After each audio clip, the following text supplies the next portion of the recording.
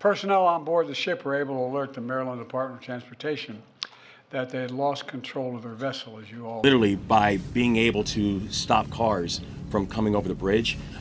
These people are heroes. They save lives. They save lives. US पे कब्जा होने जा रहा है इंडिया का। अमेरिका जो है वो भारत के साथ खड़ा हो गया है और ये जो रिसेंटली इंडिया और उन्होंने इंडियन को नेशनलिटी दे दी है। बचपन में थे या स्कूल लेवल पे थे, हमें ये बताया जाता था इंडिया में गुर्बत बहुत है, वहाँ पे वॉशरूम नहीं है, वहाँ पे लोग झोंपड़ियों में सोते हैं। आज उन्हीं लोगों के लिए हम कह रहे हैं, उनके साथ तो कंपैरिजन बनता नहीं। ये इंडिया ने जो है वो अपने आप को सेक्युलर हमेशा वो लोग कहते हैं और उसका मतलब यही है कि हर रिलीजन की रिस्पेक्ट की जाती है। कि अमेरिका ने इंडिया ने नॉट अमेरिका ने इंडिया ने अमेरिकी ठीक है, बिल्कुल ये चीज एक मैसेज देती है और वाज़ेह मैसेज देती है। नमस्कार दोस्तों, आपका स्वागत है हमारे चैनल पर एक बार फिर से। दोस्तों, अमेरिका की एक खबर आपने जरूर सुनी होगी। वहां का सालों पुराना ब्रिज समुद्री जहाज के टकराने से टूट गया है। सिंगापुर के झंडे वाला यह जहाज श्रीलंका की राजधानी कोलंबो जा रहा था। जहाज के चालक दल में कुल 22 सदस्य थे और ये सभी भारतीय हैं। हालांकि यह भी कहा जा रहा है कि चालक दल की सतर्कता की वजह से पुल पर सैकड़ों जानें बचा ली गई है। क्रू मेंबर को पता था कि जहाज से पुल की टक्कर हो सकती है और इसके लिए उन्होंने मैरीलैंड के अधिकारियों को वार्निंग दी थी। पहले ही वाहनों को पुल पर जाने से रोक दिया गया था। टक्कर की सूचना अमेरिकी राष्ट्रपति को भी दी गई। वहीं मैरीलैंड के गवर्नर ने भारतीय चालक दल को हीरो बताया और अमेरिका के राष्ट्रपति ने भी भारत और भारत के लोगों को हीरो बताया और थैंक्स बोला।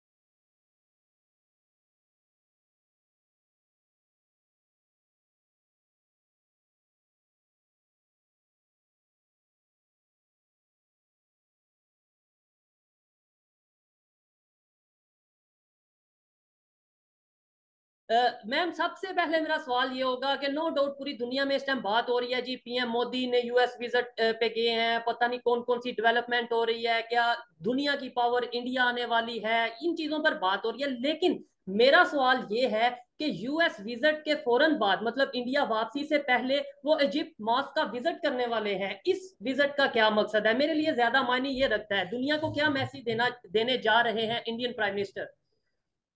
देखिए, जो इंडियन प्राइम मिनिस्टर हैं पीएम मोदी, वो उससे पहले भी आपने देखा होगा कि जो इनकी पार्लियामेंट का इनॉग्रेशन हुआ था बिल्डिंग का, उसमें भी उन्होंने जो है वो कुरानी आयात जो थी वो भी पढ़ी जा रही थी और मोदी जी वहाँ मौजूद थे। और उसके अलावा भी कई बार हम देख चुके हैं कि इस्लामिक कंट्रीज जो हैं, जिसमें सऊदी अरब भी शामिल है, वो उनको अक्सर अवार्ड्स वगैरह देते रहते हैं। ये तो सिर्फ पाकिस्तान है जिसके साथ कुछ ना कुछ इशू रहता है, वरना बाकी इस्लामिक कंट्री के साथ तो उनके रिलेशंस काफी अच्छे हैं। इसी वजह से कश्मीर में भी जो इन्वेस्टमेंट की जा रही है उसमें काफी इस्लामिक कंट्रीज हैं जो उनकी तरफ के कश्मीर में इन्वेस्टमेंट कर रहे हैं।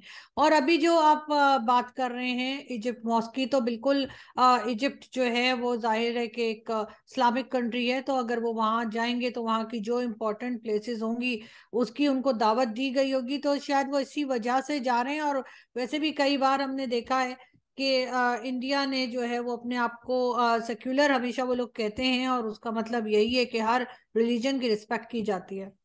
ठीक है, बिल्कुल ये चीज एक मैसेज देती है और वाज़ेह मैसेज देती है। मैम मुझे बताएं, डिनर हुआ जिसमें बड़ी बड़ी बिजनेस टाइकॉन ने पार्टिसिपेशन की, डिनर में आए जिनमें सुंदर पिचाई थे, इसके अलावा अंबानी थे, इसके अलावा सीईओ थे पेप्सी के जो कि इंडियन ओरिजिन है।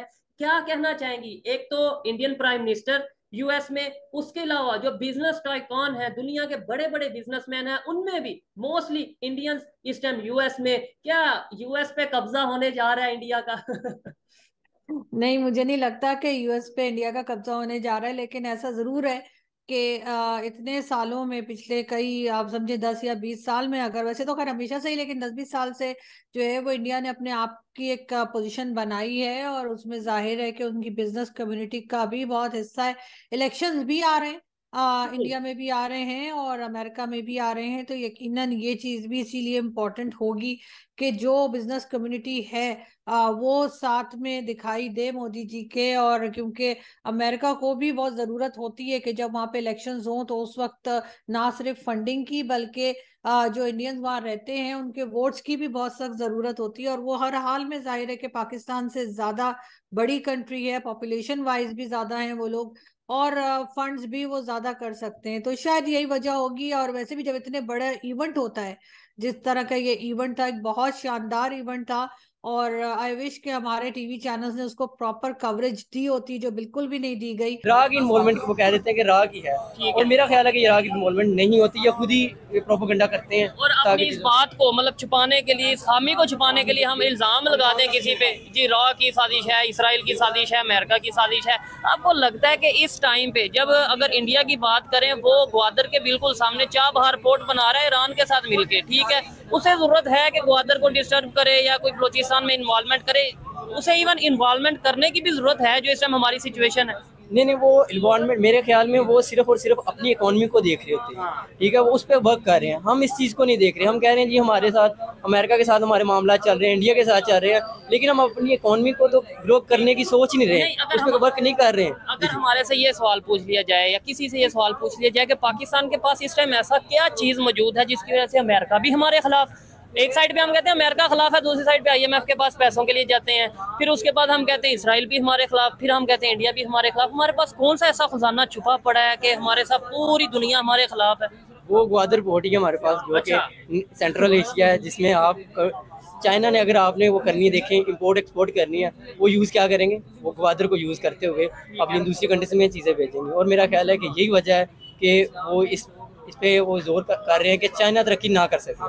ठीक है, आपको लगता है कि पाकिस्तान में इस टाइम प्रॉपर डेमोक्रेसी है? क्योंकि अभी साउथ कोरिया में डेमोक्रेसी समिट हुआ है जिसमें पाकिस्तान को खबरों के मुताबिक इनवाइट ही नहीं किया, पहले भी 2 बार हुआ, उसमें पाकिस्तान नहीं गया। इवन इंडिया के जो फॉरेन मिनिस्टर हैं उधर उन्होंने जो सा एक मैसेज प्रॉपर वीडियो कॉल के थ्रू उन्होंने मैसेज दिया और उन्होंने अपनी डेमोक्रेसी की, उन्होंने अपने कल्चर की प्रॉपर जो सा उन्होंने बताया है। लेकिन पाकिस्तान को अगर इन्वाइट नहीं किया गया तो ये हमारे लिए सोचने वाली बात है या नहीं? जी बिल्कुल, ये चीज़ें जब देखें आप किसी के साथ कोई फॉरेन पॉलिसी पे अपने काम कर रहे होते हैं ना, वो ये चीज़ मेन पे ये बिल्कुल चीज़ अफेक्ट कर रही होती है कि आप रिलेशन दूसरे कंट्री के साथ कैसे काम कर रहे हैं। अगर आपको नहीं बुलाया, इसकी रीज़न क्या है? मेरे ख्याल से रीज़न यही है कि चाइना और अमेरिका की जो वार चल रही है ना, उसमें पाकिस्तान इम्पैक्ट हो रहा है, पाकिस्तान उसमें नुकसान पाकिस्तान को हो रहा है। ठीक है, नहीं, चाइना और अमेरिका की वार चल रही है, पाकिस्तान अगर लेट्स सपोज उसमें उसको नुकसान उठाना पड़ रहा है, इंडिया भी तो नेबर है चाइना के साथ, उसके रिलेशन उस तरीके से बेहतर नहीं है, लेकिन वो उनके साथ भी बिजनेस कर रहा है और US के साथ भी बिजनेस कर रहा है, वो क्यों नहीं इफेक्ट हो? देखिए जी, चाइना ने ना हर कोई भी कंट्रीज है ना, उसने अपनी इकोनॉमी को बेहतर करना होता है, ठीक है। वो अगर फ्रंट एंड पे आपको दिखा रहे हैं कि वार चल रही है, लेकिन बैक एंड पे क्या है, इकोनॉमी उनको ना अपनी ग्रोथ को अच्छी करनी है, उनको पहुंचाना नहीं चाहते होते। इंडिया भी यही काम कर रहा है, लेकिन हम अपनी इकोनॉमी पे वर्क ही नहीं कर रहे। मेन चीज ये है। बिल्कुल, मैं इस चीज से एग्री करता हूँ कि भाई हमें अपनी इकोनॉमी को सबसे पहले देखना। अच्छा, मुझे ये बताएं आप इसके ऊपर क्या कहना चाहेंगे? डेमोक्रेसी है पाकिस्तान में, और दूसरे नंबर पे क्या वजह है, नेबर हो चाहे इंडिया नेबर हो, चाहे अफगानिस्तान नेबर हो, चाहे ईरान, इवन मैं कहता हूँ नेबर हो चाहे चाइना, हमारे सब के साथ उस तरीके से रिलेशन बेहतर क्यों नहीं? हाँ, मैं पहली आपके सवाल का जवाब कि पाकिस्तान में डेमोक्रेसी है, मैं इस पर यकीन रखता हूँ। जैसे